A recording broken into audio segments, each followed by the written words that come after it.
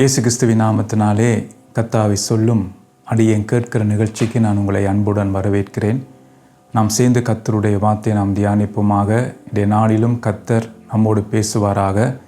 அவருடைய வார்த்தைக்கு நம்முடைய செவிகளை கவனமாய் திறந்து அவருடைய வார்த்தையை நாம் கவனமாய் கேட்டு அந்த வார்த்தையை நாம் நமக்குன்னு எடுத்துக்கொள்வோம். அதான் கடந்த முறை நாங்கள் பார்த்தோம். எரேமியா வார்த்தை கிடைத்தவுடனே அவைகளை உட்கொண்டார்ன்னு சொல்லி நாங்கள் பார்க்கிறோம். அப்போ கர்த்தர் அந்த வார்த்தையை தரும்போது அதை நமக்கென்று தான் தருகிறார். அப்போ முதலாவது அந்த வார்த்தையோடு நம்முடைய வாழ்க்கையை நாம் என்ன செய்யணும் என்றால் ஒப்பிட்டு பார்த்து நம்மை நாமே பரிசோதித்து பார்க்க வேண்டும். உலக வாழ்க்கையிலே உங்களுக்கு தெரியும், பல காரியத்தை நாம் பரிசோதித்து தான் நமக்கு நலமானதை நாம் தெரிந்து கொள்ளுகிறோம். நம்முடைய பிள்ளைகளுடைய படிப்பு காரியமாக இருந்தாலும், ஸ்கூலுக்கு நாங்கள் சேர்க்க வேண்டிய காரியமாக இருந்தாலும், அது நமக்கு பொருத்தமாக இருக்கிறதா, அது நம்முடைய பிள்ளைகளுடைய படிப்புக்கு ஏற்ற விதமாக இருக்கிறதா என்று சொல்லி நலமானதை தான் நாம் தெரிந்து கொள்ளுகிறோம். அதே போலத்தான் கர்த்தருடைய வார்த்தையை நாம் நமக்கென்று எடுத்து இந்த வார்த்தையினுடைய வாழ்க்கை இருக்கா என்று நாம் ஒவ்வொரு நாளும் பரிசோதித்து பார்த்து நாம் மனம் திரும்ப வேண்டும். ஏனென்றால் நாம் வாழ்கிற ஒரு காலம் கடைசி காலமாக இருக்குது. ஸோ அந்த கடைசி காலமாக இருக்கிறபடியினால் நாம் ஒவ்வொரு நாளும் நம்முடைய வாழ்க்கையை நாம் பரிசோதித்து பார்க்க வேண்டும். ஒவ்வொரு நாளும் மனம் திரும்புதலுக்கேற்ற கிரியை நாம் செய்ய வேண்டும். ஏனென்றால் நீ காலம் செல்லாதுன்னு சொல்லி வார்த்தை நமக்கு சொல்லுகிறது. அவர் நம்முடைய மனவாளன் எப்பயும் அவர் வர முடியும். அதனால்தான் நாம் ஆயத்தமாக இருக்க வேண்டும். அப்போ ஆயத்தமாக இருந்தவர்கள் நாம் எடுத்துக்கொள்ளப்பட முடியும். அதனால்தான் கர்த்தர் வார்த்தையை அனுப்புகிறார். அந்த வார்த்தையை நாம் கேட்டு நம்முடைய வாழ்க்கையை நாம் பரிசோதித்து மனம் திரும்புவதற்காகத்தான். அதான் கடந்த முறை நாங்கள் கர்த்தருடைய வார்த்தை முக்கியம் என்ற 2 விதமாய் கர்த்தர் பேசுவார்னு சொல்லி நாங்கள் பார்த்தோம். அதான் ஜெபம் பண்ணி கொண்டு இருக்கும் போதும் கர்த்தர் நம்மோடு பேசுவார்னு சொல்லி அங்கே நாங்கள் பார்க்கிறோம். அதான் அப்போஸ்தலர் நடபடிகளை நாங்கள் வாசிக்கும் போது ஆவியானவர் சொல்லுகிறார், நான் தெரிந்து கொண்ட ஊழியத்துக்காக பவுலையும் பரணபாவையும் பிரித்து விடுங்கள் என்று சொல்லி ஆவியானவர் அங்கே சொல்வதை நாங்கள் பார்க்கிறோம். அப்போ ஜெபத்தின் மூலமாக கர்த்தர் நம்மோடு இடைப்படுவார். ரெண்டாவது நாங்கள் பார்த்தோம் என்னென்று சொன்னால் வார்த்தை மூலமாகவும் கர்த்தர் நம்மோடு பேசுவார்ன்னு சொல்லி நாங்கள் பார்த்தோம். அதான் சாமுவேலுக்கு தம்முடைய வார்த்தையினாலே தம்மை வெளிப்படுத்தினார் என்று சொல்லி அங்கே நாங்கள் பார்க்கிறோம். அதுதான் மிக மிக முக்கியம். கர்த்தருடைய வார்த்தைக்கு நாம் செவி கொடுக்க வேண்டும். ஏன்னா அவர்கிட்ட வார்த்தை தான் நம்ம என்ன செய்யும் என்றால் உருவாக்கும். அந்த கடந்த முறை ஒரு காரியத்தை நாங்கள் சொன்னேன். என்னென்னு சொன்னால் கர்த்தருடைய வார்த்தையை வருகிறது, ஆனால் ஏன் அதான் நம்மால் உட்கொள்ள முடியலை. எரேமியா சொல்லுகிறார், உம்முடைய வார்த்தை கிடைத்த உடனே அவைகளை நான் உட்கொண்டேன் என்று சொல்லி, அது எனக்கு சந்தோஷமும் மகிழ்ச்சியும் அது எனக்கு தந்ததுன்னு சொல்லி அவர் சொல்லுகிறதை நாங்கள் பார்க்கிறோம். அப்போ இன்றைக்கு நம்முடைய வாழ்க்கையிலே கர்த்தருடைய வார்த்தை ஏன் உட்கொள்ள முடியலை? மற்ற கர்த்தருடைய வார்த்தை நமக்கு சந்தோஷமும் மகிழ்ச்சியும் தருகிறதா? ஸோ அதான் நாங்கள் பார்க்க போகிறோம். அதாவது இந்த வசனத்து மேல் உள்ள சந்தோஷம் எனக்கு எப்படி வரும்? அதை நாம் கொஞ்சம் பரிசுத்த ஆவியானோட உதவியோடு நாம் இந்த காரியங்களை நாம் கற்றுக்கொள்ள போகிறோம். ஸோ என்னோடு கூட எடுத்துக்கொள்ளுங்கள். 2 கொரிந்தியர் 3ஆம் அதிகாரம் 6ஆம் வசனத்தை நான் உங்களுக்கு வாசிக்கிறேன். புது உடன்படிக்கையின் ஊழியக்காரராய் இருக்கும்படி அவரே எங்களை தகுதி உள்ளவர்கள் ஆக்கினார். அந்த உடன்படிக்கை எழுத்துக்குரியதாய் இராமல் ஆவிக்குரியதாய் இருக்கிறது.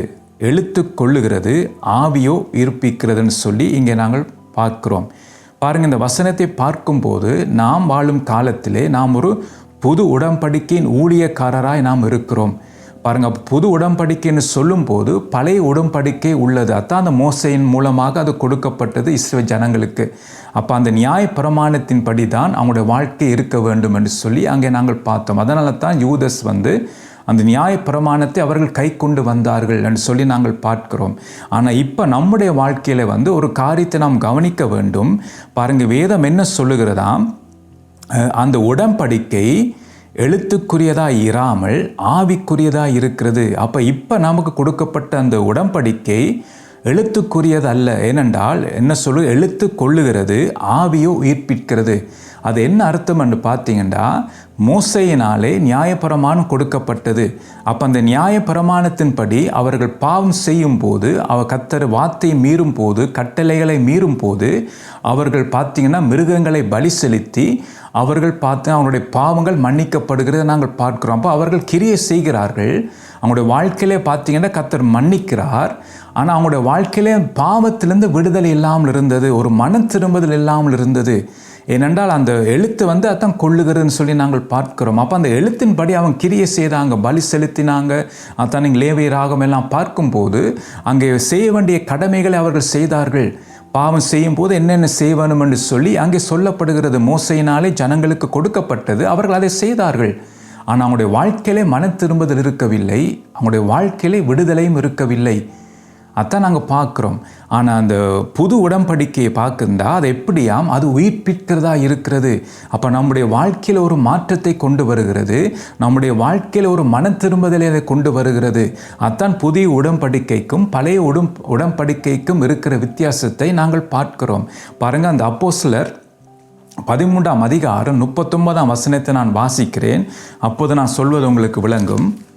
மோசே நியாயப்பிரமாணத்தினாலே நீங்கள் எவைகளில் நின்று விடுதலையாகி நீதிமானாக்கப்படக்கூடாதிருந்ததோ விசுவாசிக்கிற எவனும் அவைகளினின்று இவராலே விடுதலையாகி நீதிமானாக்கப்படுகிறான் என்றும் உங்களுக்கு தெரிந்திருக்க கடவுது என்று சொல்லி இங்கே நாங்கள் பார்க்கிறோம். பாருங்கள், இதில் நாம் விபரமாக நாம் கற்றுக்கொள்ளக்கூடியதாக இருக்கிறது. பாருங்கள், மோசேயின் நியாயப்பிரமாணத்தினாலே நீங்கள் எவைகளில் நின்று விடுதலையாகி நீதிமான்களாக்கப்படக்கூடாதிருந்ததோ. அப்போ என்ன நாங்கள் பார்க்குறோம், அவங்க பலி செலுத்தினாங்கள் தான், ஆனால் அவர்கள் விடுதலையாக்கப்படவில்லை. மன்னிக்கப்பட்டது அவங்களுடைய பாவங்கள், ஆனால் அவங்களுக்கு விடுதலை வரவில்லை, நீதிமான்களாக அவர்கள் மாறவில்லை. ஆனால் இங்கே நாங்கள் சொல்லப்படுகிறோம், விசுவாசிக்கிற எவனும் அவைகளினின்று இவராலே விடுதலையாகி நீதிமானாக்கப்படுகிறான்னு சொல்லி. அப்போ என்னண்டா, இயேசு கிறிஸ்துவை நாங்கள் விசுவாசித்து அவரை நாம் ஏற்றுக்கொள்ளும் போது அதான் சொல்லப்படுகிறது, இவரால் இயேசு கிறிஸ்துவினாலே நமக்கு என்ன நடக்கிறது, விடுதலை ஆகிறோம். அப்போ மோசே நியாயப்பிரமாணம் அவர்கள் கை கொண்டார்கள், ஆனால் விடுதலை இருக்கவில்லை. ஆனால் நாம் இயேசு கிறிஸ்துவை சொந்த இரட்சகராக ஏற்றுக்கொண்டு அவராலே நமக்கு ஒரு விடுதலை வருகிறது, இந்த பாவத்திலிருந்து விடுதலை வருகிறது. அதான் பாருங்கள், இவராலே விடுதலையாகி நீதிமானாகப்படுகிறான் என்றும் உங்களுக்கு தெரிந்திருக்க கடவுது என்று சொல்லி இங்கே நாங்கள் பார்க்கிறோம். அப்போ எத்தான் நாங்கள் பார்க்கும்போது பாருங்கள், அந்த ஐஸ்வர்யவான் என்ற வாலிபன் இயேசுவிடத்தில் வருகிறான். அவனுடைய கேள்வி என்னென்றால், நித்திய ஜீவனுக்குள் பிரவேசிக்கிறதுக்கு நான் என்ன செய்ய வேணும் என்று சொல்லி. இந்த காரியத்தை பலமுறை நாம் தியானித்திருக்கிறோம். பாருங்க, அப்போ அந்த நியாயப்பிரமாணத்தை அவன் கை கொண்டதினாலே அவன் சொல்லுகிறான், சிறு வயதிலிருந்து இவைகளை நான் கை கொண்டு வருகிறேன் என்று சொல்லி. அப்போ அவன் என்ன நினைத்தான் என்றால், இந்த நியாயப்பிரமாணத்தை நான் கை கொண்டு வருகிறபடியினாலே நிச்சயமாக நான் நித்திய ஜீவனுக்குள் போக முடியும் என்று சொல்லி அவன் எண்ணினான். ஆனால் பார்த்தீங்கன்னா அவனுடைய வாழ்க்கையில கட்டப்பட்ட நிலைமை இருந்தது. அந்த ஐஸ்வர்யத்து மேல் அவனுடைய நம்பிக்கை இருந்தது. அப்போ அவனுடைய இருதயம் அந்த ஐஸ்வர்யத்து மேல் இருந்தபடியினாலே அதை அவனாலே விட முடியலை. அதான் ஆண்டவர் சொன்ன, நீ பூரண சற்குடனாக இருக்க விரும்பினால் இவைகளையும் விற்று தரித்திரது கொடு, அதுக்கு பிற்பாடு என்ன பின்பற்றி வா. அப்போ பார்த்தீங்கன்னா அவனுடைய இருதயம் அந்த ஐஸ்வர்யத்து மேல் அது பார்த்தீங்கன்னா அந்த இருதயம் இருந்தது. அதனால தான் அதை விட அவனால் முடியலை, இயேசுவை பின்பற்றவும் முடியலை. நித்திய ஜீவனை இழந்து கூடிய விதத்திலே அவனுடைய வாழ்க்கை காணப்படுகிறது. அப்போ அவனுக்கு தெரியும், நித்திய ஜீவனுக்குள் போக வேணும் என்றால் இந்த காரியத்தை நான் விட வேண்டும். ஆனால் அங்கே நாங்கள் பார்க்குறோம், வார்த்தை சொல்லுகிறது, அவன் மிகுந்த ஐஸ்வர்யவனாக இருந்தபடியால் இந்த வார்த்தையை கேட்டு துக்கத்துடன் போய்விட்டான். அவன் மனம் திரும்பல, துக்கத்துடன் போய்விட்டான். பாருங்க, விருப்பம் இருந்த நித்திய ஜீவனுக்குள் பிரவேசிக்க வேணும் என்று. அப்போ அவனுடைய எண்ணத்தில் என்னென்றா, நான் நியாயப்பிரமாணத்தை கை கொள்கிறேன், நிச்சயமாக நான் போக முடியும். ஆனால் விட வேண்டிய காரியங்களை விடவில்லை. அப்போ இயேசுடைய வார்த்தை வந்த உடனே அவனால் பார்த்தீங்கன்னா அதை ஏற்றுக்கொள்ள முடியலை. அது அவனுக்கு துக்கமாக இருந்தது. இயேசுவா பாருங்க, பணமாண்டு பார்க்கும்போது அவனுக்கு பணம் முக்கியமாக இருந்தது. அப்போ அவன் இயேசுவை விட்டு விட்டான். அப்போ இயேசுவை பின்பற்ற அவனால் முடியலை. அதான் நீங்கள் நாங்கள் பார்க்கிறோம். அப்போ இதனால் என்ன நாங்கள் பார்க்குறோம் என்றால், கர்த்தருடைய வார்த்தை நாம் உயிர்ப்பிக்கிறதா இருக்கிறது. அப்போ அந்த வார்த்தைக்கு நாம் செவி கொடுக்க வேண்டும். இன்றைக்கு நாம் கிறிஸ்துவின் பெயரை வைத்து கிறிஸ்துவுக்காக பல காரியத்தை நாம் செய்யலாம். பல காரியத்தை அந்த வாலிபன் சொல்லுகிறது போல, நான் சிறு வயதிலிருந்தே நான் இவைகளை கை கொண்டு வருகிறேன் என்று சொல்லி. அப்போ நான் ரட்சிக்கப்பட்டு ஒரு கிறிஸ்தவனாக நாம் செய்ய வேண்டிய கடமையில செய்து கொண்டு வருகிறோம். ஆனால் நான் மறந்து போகக்கூடாது.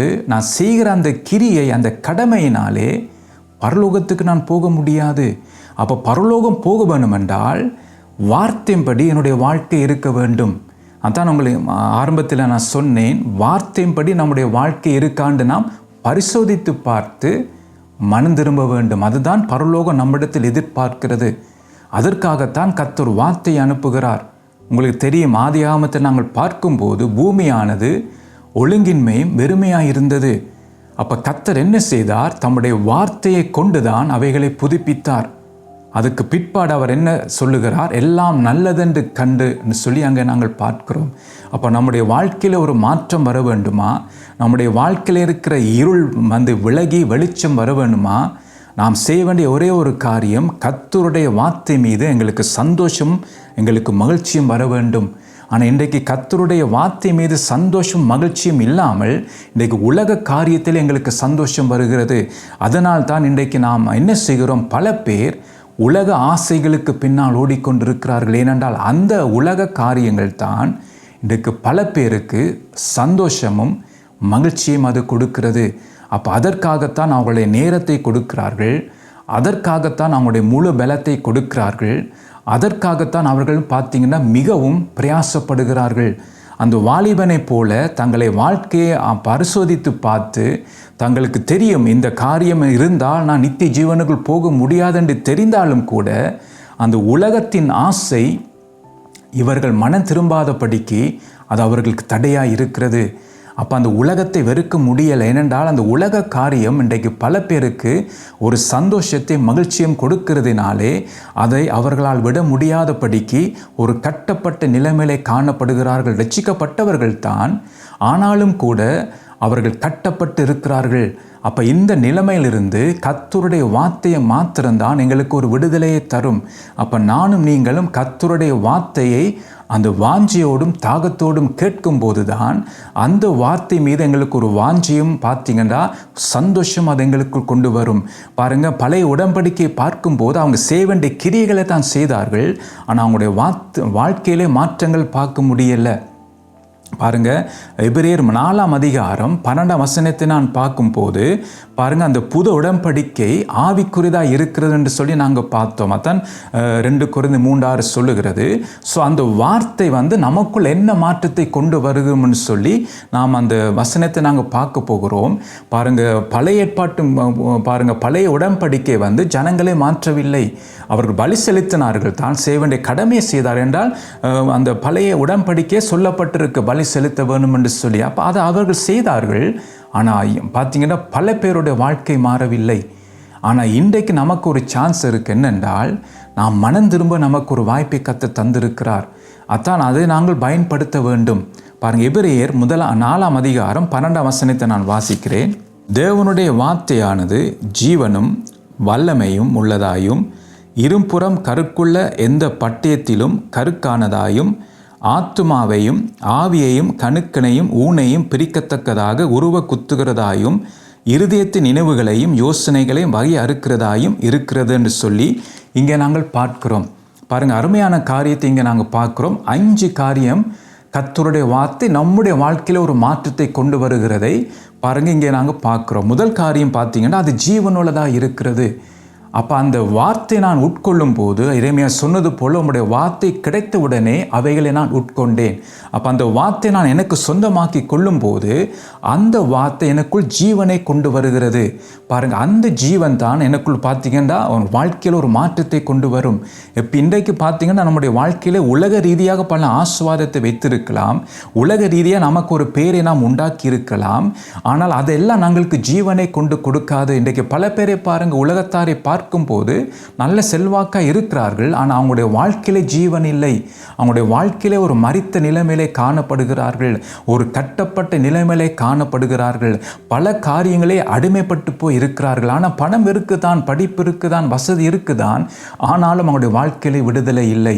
ஆனால் கர்த்தருடைய வார்த்தை நான் விரும்பும் போது, அதை வாஞ்சிக்கும் போது, அதை நான் ஏற்றுக்கொள்ளும் போது, அதை எனக்கு சொந்தமாக்கும் போது, முதலாவது பார்த்தீங்கன்னா அந்த வார்த்தை எனக்குள் என்ன உருவாக்குறது என்றால் ஜீவனை உண்டாக்குகிறது. பாருங்கள், எவ்வளோ அருமையான காரியத்தை நாங்கள் பார்க்கிறோம். 2வது அது வல்லமை உள்ளதாக இருக்கிறது. அப்போ எனக்குள் மரித்த நிலைமைகள், மரித்த உறுப்புகள் கூட கர்த்தருடைய வார்த்தை அது உயிர்ப்பிக்க முடியும். அப்போ அந்த வார்த்தைக்கு நான் முக்கியத்துவம் கொடுக்கும் போது அந்த வார்த்தையினாலே நம்முடைய வாழ்க்கையில் ஒரு விடுதலை உண்டாகும். நம்மளுடைய வாழ்க்கையில் வியாதி இருந்தாலும் கூட, வைத்தியராலே கைவிடப்பட்ட நிலைமையாக இருந்தாலும் கர்த்தருடைய வார்த்தை வல்லமை உள்ளதாக இருக்கிறபடியினாலே அந்த வார்த்தை நம்முடைய உள்ளான மனுஷனிலும் நம்முடைய உள் உறுப்புகளையும் கர்த்தர் புதுப்பிக்க முடியும்.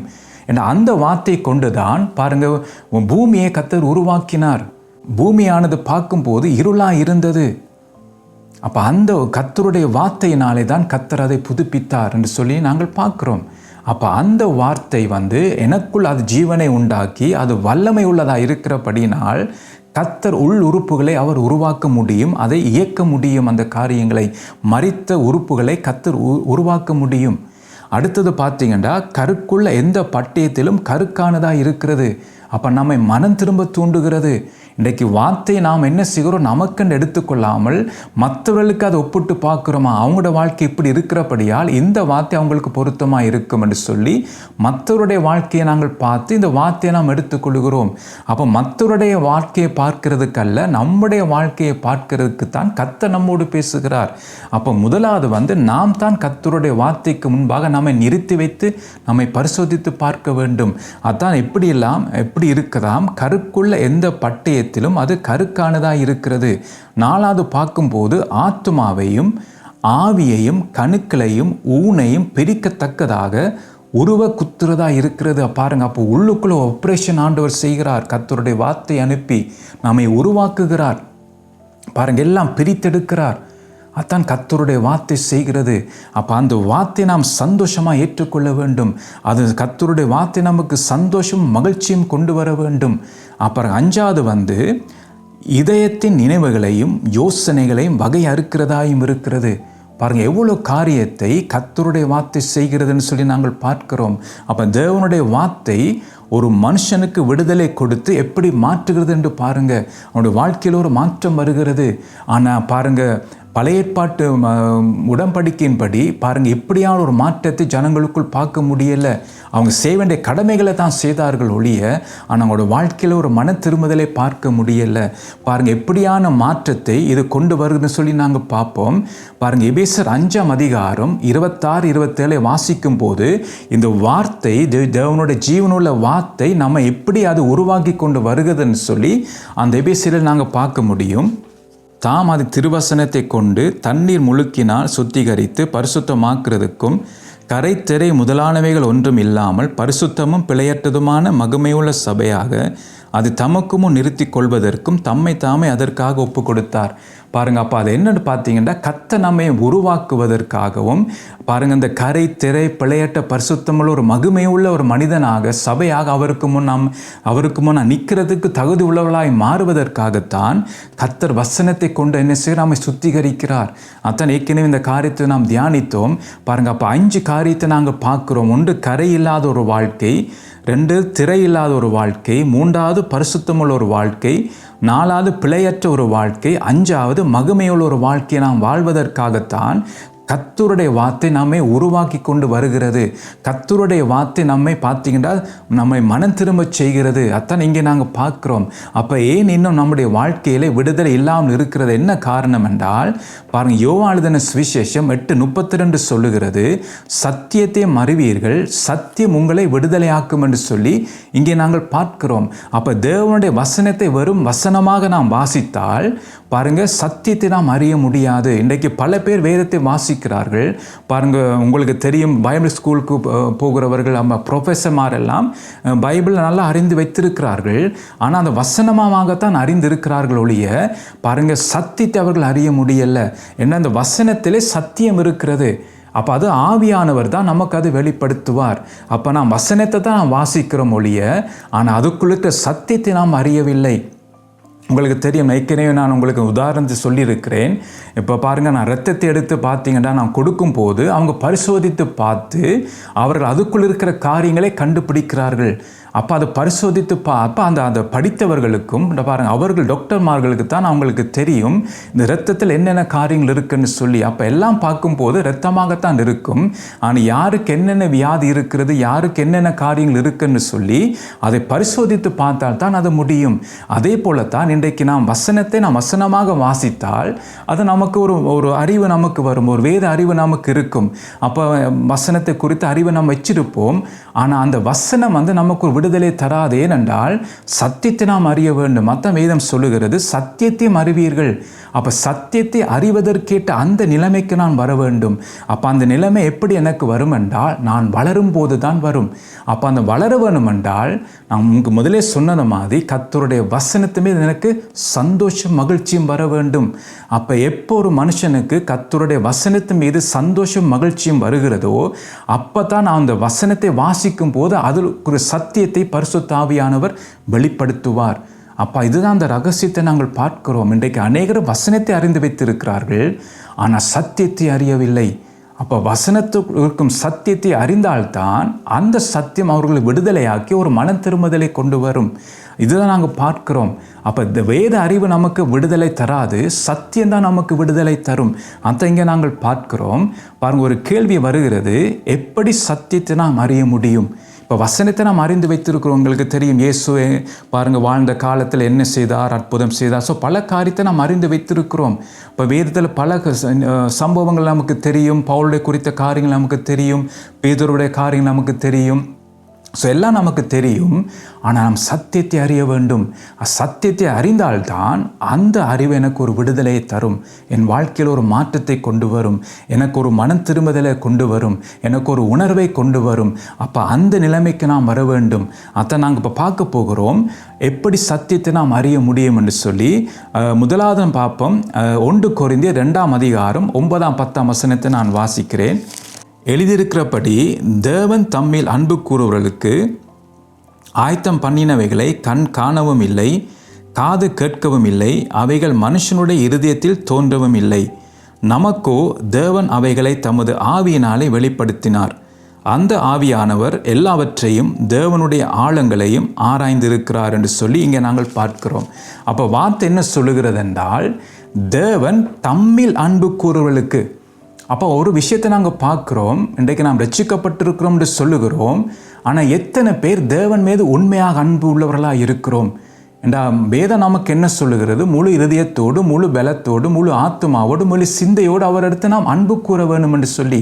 அப்போ முழுவதும் தான் அவர் மீது அன்பு கூற வேண்டும், அறவாசியாக அல்ல.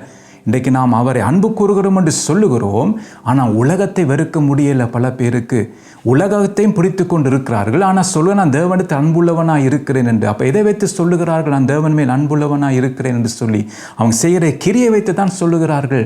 அந்த ஐஸ்வர்யமான வாலிபன் அவன் செய்த கிரியை நிமித்தமாக அவன் நினைத்தான் நித்திய ஜீவனுக்குள் போக முடியும் என்று சொல்லி. அப்போ பார்த்தீங்கன்னா நம்முடைய சிந்தனை நாம் மாற்ற வேண்டும். அப்போ உண்மையாக நான் தேவன் மேல் அன்புள்ளவனாக இருந்தால் அப்போ பாருங்கள் என்ன சொல்லப்படுகிறது, தேவன் தம்மில் அன்பு கூறுவர்களுக்கு ஆயத்தம் பண்ணினவைகளை கண் காணவும் இல்லை, காது கேட்கவும் இல்லை, அவைகள் மனுஷனுடைய தோன்றவும் இல்லை. அப்போ பார்த்தீங்கன்னா நாம் கர்த்தர் மேல் அன்புள்ளவனாக இருந்தால் பாருங்கள், அது எப்படி எனக்கு தெரிய வரும் இந்த காரியம்? கர்த்தர் எனக்காக ஆயத்தப்படுத்தினதை, உலகத்துக்கு வாழ்க்கைக்கென்று ஆயத்தப்படுத்தினது, ஆவிக்குரிய வாழ்க்கைக்கென்று எனக்கு ஆயத்தப்படுத்தினதை எப்படி நான் அறிய முடியும் என்றால் பாருங்கள், 10ஆம் வசனம் சொல்லுகிறது, நமக்கோ தேவன் அவைகளை தமது ஆவியினாலே வெளிப்படுத்தினார். அப்போ இந்த காரியங்கள் எல்லாம் ஆவியானவர் மூலமாகத்தான் எனக்கு தெரிய வரும். அப்போ நான் அவர் மேல் அன்பு இல்லாமல் போனால் அவர் ஆயத்தப்படுத்தினதை நான் அறிய முடியாது. அப்போ நான் என்ன செய்வேன் என்றால் என்னுடைய மாமச இச்சையினாலே, சுய விருப்பத்தினாலே என்னுடைய குடும்ப வாழ்க்கைக்கென்று, என்னுடைய பிள்ளைகளின் வாழ்க்கைக்கென்று நானாவே தீர்மானத்தை எடுத்து இது எனக்கு நல்லா இருக்கும், இது என்னுடைய பிள்ளைகளுக்கு சரியாக இருக்கும் என்று சொல்லி பல தீர்மானங்களை நாம் சுயமாக எடுப்போம். அதை நாங்கள் பார்க்குறோம். அதுக்கு என்ன காரணம் என்றால் தேவன் மீது அன்பு இல்லை. ஏன்னா அவங்களுக்கு தெரியல, கர்த்தர் ஆயத்தப்படுத்தினதை அவர்களால் உணர முடியலை. அதான் சொல்லுது, கண் காணவும் இல்லை, காது கேட்கவும் இல்லை, அவைகள் மனுஷனுடைய இருதயத்திலே தோன்றவும் இல்லை. அதுக்கு என்ன காரணம் என்றால் தேவன் மேல் அவங்களுக்கு அன்பு இல்லாததினாலே ஆயத்தப்படுத்தினதை அவர்களாலே உணரவும் முடியலை, கேட்கவும் முடியலை, காணவும் முடியலை. அதான் இது பார்க்க விபரீதத்தை பார்க்குறோம். அதான் இன்றைக்கு பல பேர் சுயத்தினாலே அவர் தீர்மானங்களை எடுத்து அவர்கள் விழுந்து போய் கிடக்கிறதை நாங்கள் பார்க்கிறோம். கட்டப்பட்டு போய் இருக்கிறதை நாங்கள் பார்க்கிறோம். பிசாசினாலே நடத்தப்படுகிறதை நாங்கள் பார்க்கிறோம். அந்த மாம்சம் அவர்களை நடத்துகிறதை நாங்கள் பார்க்கிறோம். அப்போ நான் உண்மையாக தேவனின் அன்புள்ளவனாக இருந்தால் கர்த்தர் நமக்கு வெளிப்படுத்துவார். அதாவது எனக்கு என்ன தேவை என்பதை அவர் அறிந்திருக்கிறார், ஆயத்தப்படுத்தி விட்டார். அப்போ அந்த நன்மை ஆயத்தப்படுத்ததை நான் பெற்றுக்கொள்ளத்தக்க விதத்திலே ஆவியானவர் என்னை நடத்தி செல்வார். அதான் நாங்கள் பார்க்குறோம்.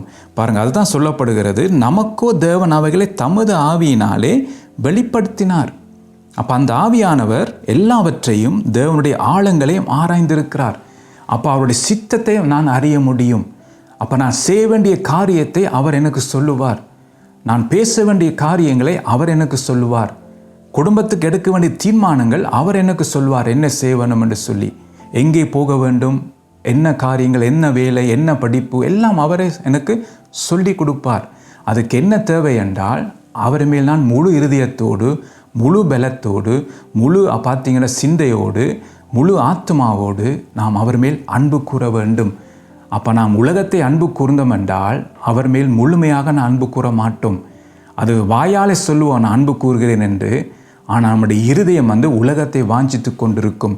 அதான் இங்கே இருக்க விபரீதத்தை நாங்கள் பார்க்கிறோம். அப்போ ஆவியானவர் எப்படி இதை செய்வார் என்றால் சங்கீதம் 119 அதிகாரம் 18 வசனத்தை நான் வாசிக்கிறேன். உமது வேதத்துள்ள அதிசயங்களை பார்க்கும்படி என் கண்களை திறந்தருளும் என்று சொல்லி இங்கே கர்த்தருடைய வார்த்தை சொல்லுகிறது. அப்போ கர்த்தர் கண்ணை திறந்தால்தான் வசனத்தில் இருக்கிற சத்தியத்தை நான் அறிய முடியும். அப்போ அந்த சத்தியம் தான் எனக்கு சொல்லும், அவர் ஆயத்தப்படுத்த நான் என்னால் அறிய முடியும். அப்போ அதை நான் அறிந்தால்தான் நான் அவர் சொல்லுகிறபடி என்னுடைய கிறிஸ்தவ வாழ்க்கையை நான் வாழ முடியும். அவர் சொல்லுகிறபடி நான் ஊழியத்தை செய்ய முடியும். அவர் சொல்லுகிறபடி என் குடும்பத்தை நான் கட்ட முடியும். அதுதான் மிக மிக முக்கியம். அது எங்கே ஆரம்பிக்கிறது என்றால் கர்த்தருடைய வசனத்தின் மீது எனக்கு சந்தோஷம், மகிழ்ச்சி முதல் வர வேண்டும். அப்படி வந்தால்தான் நான் தேவன் மேல் அன்பு கூற முடியும் என்னாலே. அப்போ அந்த அன்பு கூறுவதனாலே கர்த்தர் ஆயத்தப்படுத்தினதை ஆவியானவர் மூலமாக எனக்கு வெளிப்படுத்துவார். அப்போ நாளைக்கு அவர் என்ன ஆயத்தப்படுத்தியிருக்கிறார் என்றால் அதே ஆவியானவர் மூலமாக அதை எனக்கு வெளிப்படுத்துவார். அப்போ அந்த ஆயத்தப்படுத்ததை நான் பெற்றுக்கொள்ள என்னாலே இலகுவாக இருக்கும். இதுதான் கிறிஸ்தவ வாழ்க்கையை நாங்கள் பார்க்கிறோம். நாமாவே சுயமாக செயல்படுவதல்ல கிறிஸ்தவ வாழ்க்கை. கிறிஸ்து நம்மை நடத்துவனான் தான் கர்த்தரின் மேய்ப்பராக இருக்கிறார். இந்த அவருக்கு தான் தெரியும் எந்த தண்ணீரண்டை என்னை கொண்டு போய் விட வேண்டும், எப்படியான புல்லுள்ள இடங்களை என்னை மேய்க்க வேண்டும் என்று சொல்லி அவருக்கு தான் தெரியும். எல்லாம் பார்க்கும்போது நல்ல தண்ணீர்மாய் தான் இருக்கும். எல்லாம் பார்க்கும்போது மனுஷருடைய கண்களினாலே எல்லாம் நல்ல ஒரு புல்லுள்ள இடங்களாகத்தான் இருக்கும், பச்சை பசலென்று தான் இருக்கும். ஆனால் கிட்ட போன பிற்பாடு தான் அது எப்படிப்பட்டது நமக்கு தெரிய வரும். ஆனால் அது டூ லேட்டாக போயிடும் அது. அப்போ அதனால தான் மேய்ப்பனாக இருந்து அவருக்கு நான் விட்டு கொடுத்துடணும், அவர் முழுவதும் நடத்தட்டும்னு சொல்லி. அப்போ அவருக்கு தெரியும் எப்படியான தண்ணீரண்டை என்னை கொண்டு போய் விட வேணும்னு சொல்லி, எந்த புல்லுள்ள இடங்களே என்னை கொண்டு போக வேணும்னு அவருக்கு தெரியும். அப்போ அவர்கிட்ட கையில் கொடுத்து விட்டுற வேணும். நாமாவே எல்லாத்தையும் செய்ய போகக்கூடாது. எப்போதும் அது முடிவே ஆபத்தாக இருக்கும். அதான் நான் கடந்த முறை நாங்கள் லோத்துடைய வாழ்க்கையிலே, ஏவாளுடைய வாழ்க்கையில் நாங்கள் பார்த்து கண்களினால் எடுக்கிற தீர்மானங்கள் அதை இங்கே நாங்கள் பார்க்குறோம். உமது வேதத்துள்ள அதிசயங்களை பார்க்கும்படிக்கு என் கண்களை திறந்தருளும். இது ஒவ்வொரு நாள் நம்முடைய ஜெபமாக இருக்க வேண்டும். ஆண்டவரே, என்னுடைய கண்ணை திறப்பீராக, நீர் எனக்கு ஆயத்தப்படுத்தி நான் சுதந்திரித்து கொள்ளத்தக்க விதத்திலே ஆண்டவர் என்னுடைய கண்களை இங்கே திறக்கும்படியாக நான் ஜெபம் பண்ணுகிறேன். அப்போ இதை நாம் செய்ய வேண்டும். அப்போ ஆவியானவர் என்னுடைய ஆவிக்குரிய கண்ணை திறந்து சத்தியத்தை அறிய வைப்பார். அப்போ எனக்கு ஆயத்தப்படுத்தி நான் அறிந்து கொள்ள முடியும். அப்போ சத்துருவின் திட்டம் என்னென்றால் இந்த ஆவிக்குரிய கண் திறக்கப்படாதபடி இருக்க வேண்டும். அதான் நான் பார்க்கும் ஆதியாக 3 அதிகாரத்திலே ஏவாளுக்கு நடந்த விஷயத்தை நாங்கள் பார்க்கிறோம். அவருடைய ஆவிக்குரிய கண் பார்த்தீங்கன்னா மூடப்பட்டது. அப்போ அதுக்கு பதிலாக மாம்சத்தின் கண் திறந்ததுனால்தான் அந்த பழத்தை பார்க்கும்போது அவருக்கு அது 4 காரியத்தை அவ சொல்லுகிறாள். 4 காரியம் அவருக்கு அந்த பழத்தை பார்க்கும்போது வருகிறது. இன்றைக்கு அத்தான் பிசாசன் நம்முடைய ஆவிக்குரிய கண்ணை மூடப்பட்டு நம்முடைய உலகத்தின் கண்ணாலே பல காரியங்களை பார்த்து இச்சித்து அதுக்கு பின்னால் ஓட வைக்கிறான். பாருங்கள், இதுவரைக்கும் அவருடைய ஆவிக்குரிய கண் திறந்திருந்தது. பாருங்கள், ஆதாம் ஏவாளுடைய. ஆனால் சத்துரு வஞ்சையினாலே உலகத்துக்குரிய கண் திறக்கப்பட்டு ஆவிக்குரிய கண் மூடப்பட்டது. அத்தான் வருக விபரீதம். 2 கண்ணும் நமக்கு திறக்கப்பட முடியாது. ஒன்று திறக்கப்பட்டால் மற்றது பாருங்கள் மூடப்படும். அப்போ எந்த கண் நமக்கு திறந்துக்கப்பட்டிருக்கிறது? ஆவிக்குரிய கண் திறக்கப்பட்டால் உலகத்துக்குரிய கண் மூடப்படும். 2 கண்ணும் திறந்திருக்காது. அப்போ எப்படிப்பட்ட கண் நமக்கு திறந்திருக்கிறது? ஆவிக்குரிய கண் திறந்திருக்கிறதா அல்லது உலகத்துக்குரிய கண் திறந்திருக்கிறதா? ஆவிக்குரிய கண் திறந்தால் வேதத்துள் அதிசயங்களை பார்ப்போம், சத்தியத்தை நாம் அறிய முடியும். ஆனால் உலகத்துக்குரிய கண் திறந்திருந்தால் லோத்து பார்த்தது போல பாருங்க, பார்க்கும்போது எல்லாம் நல்லதாக தான் தெரியும். ஆனால் முடிவோ மரண வழிகள். பாருங்க, ஏவாளுடைய வாழ்க்கையிலே பார்க்கும்போது நல்லா தான் இருந்தது, இச்சிக்கப்படத்தக்கதாக இருந்தது, விரும்பப்படத்தக்க விதமாக இருந்தது. ஆனால் முடிவு பார்த்தீங்கன்னா மரண வழிகள். அதான் நாம் ஜாக்கிரதையாக இருக்க வேண்டும். சத்துரு இன்றைக்கு அநேகரை வஞ்சித்து கொண்டிருக்கிறான், அநேகர் வஞ்சிக்கப்பட்டு இருக்கிறார்கள். அப்போ நாம் கர்த்தருடைய வார்த்தை நாம் பிடித்து கொள்ள வேண்டும். பாருங்க, இன்றைக்கு அநேகருடைய கண் உலகத்துக்கு திறந்திருக்கிறது, சத்தியத்துக்கு மூடப்பட்டு இருக்கிறது. அதை 1 யோவான் 2:16 நீங்கள் வாசிச்சிங்கன்னா அதில் எழுதப்பட்டிருக்கு. அப்போ நாம் இதில் கவனமாக இருக்க வேண்டும். நாம் வசனத்தை வாசிக்கிறோம், ஆனால் அதற்குள் இருக்கிற சத்தியத்தை அறிய முடியவில்லை. அதுக்கு என்ன முக்கியம் என்றால் பாருங்கள், அதை நான் வாசித்து நான் கடந்து போக விரும்புகிறேன். எபேசியர் 1:19 தாம் கிறிஸ்துவை மரித்தோரிலிருந்து எழுப்பி அவரிடத்தில் நடப்பித்த தமது பலத்த சத்துவத்தின் வல்லமையின்படியே விசுவாசிக்கிறவர்களாகிய நம்மிடத்திலே காண்பிக்கும் தம்முடைய வல்லமையின் மகா மேன்மையான மகத்துவம் இன்னதென்றும் நீங்கள் அறியும்படிக்கு அவர் உங்களுக்கு பிரகாசமுள்ள மன கண்களை கொடுக்க வேண்டும் என்று வேண்டிக் கொள்கிறேன். பாருங்க, ஜெபத்தை நாங்கள் பார்க்கிறோம். அப்போ தேவன் நமக்கு ஆயத்தப்படுத்தினதை, தேவன் நமக்கென்று எல்லாம் முன்குறித்து வைத்ததை நாம் அறிவதற்கு, அதாவது சித்தத்தை நாம் செய்வதற்கு முக்கியம் என்னென்றால் நம்முடைய மனக்கண்கள் திறக்கப்பட வேண்டும். அதான் நாங்கள் பார்க்குறோம். ஆண்டவரையும் வேதத்தின் அதிசயங்களை பார்க்கும்படி என் கண்களை திறந்திரலும். அப்போ இதற்காக நான் ஜெபம் பண்ண வேண்டும். அப்போ ஜெபிக்கும் போது கர்த்தருடைய திட்டத்தை நாம் தெளிவாக அறிய முடியும். அதை இங்கே நாங்கள் பார்க்கிறோம். பாருங்கள், இதுதான் மிக மிக முக்கியம் நம்முடைய வாழ்க்கையிலே. இதோடு இந்த செய்தியை நான் முடித்துக் கொள்கிறேன். பாருங்கள், இந்த கடைசி காலத்துக்கு கேட்ட செய்தியை நான் கேட்டிருக்கிறோம். ஆகவே தயவு செய்து இந்த வார்த்தை கவனமாய் நீங்கள் சீரியஸாக எடுத்து இந்த வார்த்தையின்படி உங்களுடைய வாழ்க்கையை பரிசோதித்து பாருங்கள். ஏன்னா இந்த நாட்கள் செல்லாது, கர்த்தருடைய வருகை வெகு சீக்கிரமாக இருக்கிறது. அவனவனுடைய கிரியைக்கு ஏற்ற பலன் என்னோடு கூட வருகிறதுன்னு சொல்லி அங்கே வெளிப்படுத்த நாங்கள் பார்க்கிறோம். ஆக நம்முடைய கிரியை உலகத்துக்கு நேராக இருந்தால் உலகத்துக்கு நமக்கு பலன் இருக்கும் தான், ஆனால் அது நம்ம மரண வழிக்கு நம்மை கொண்டு போகும். அப்போ நம்முடைய கிரியை பரலோகத்துக்கு போகத்தக்க விதமாக இருந்தால்தான் பரலோக ராஜ்யத்தை நாம் போகும்போது உண்மை உத்தமான ஊழியக்காரனே என்னுடைய சந்தோஷம் பிரவேசி என்று அவர் நம்மை கூப்பிட முடியும். அல்லது அக்கிரமக்காரனை விட்டு அகண்டு போன்னு சொன்னால் யோசிச்சு பாருங்க, எவ்வளோ பணத்தை நாம் சம்பாதித்து விட்டு அவருக்கு முன்பாக நிற்கும் போது அக்கிரமக்காரன் சொன்னால் எவ்வளோ ஒரு வேதனைக்குரிய விஷயம் என்று பாருங்க. அதனால தான் இந்த உலகத்திலே வாழும்போது ஒரு நோமலாக ஒரு நோமல் வாழ்க்கையை நாம் வாழ்ந்துட்டு அவருக்கு முன்பாக நிற்கும் போது உண்மை உத்தமான ஊழியக்காரன் சொல்வது எவ்வளோ மேன்மை உள்ளது என்று பாருங்க. ஸோ அதற்காகத்தான் நாம் கிரியை செய்ய வேண்டும். தேவன் நம்மை பார்த்து உண்மை உத்தமான ஊழியக்காரன் என்று கூப்பிட வேண்டும். ஸோ ஆகவே அடுத்த முறைக்கு ஒரு புது செய்தியோடு நான் உங்களை சந்திக்கிறேன். கர்த்தர் தாமே உங்களை ஆசீர்வதிப்பாராக.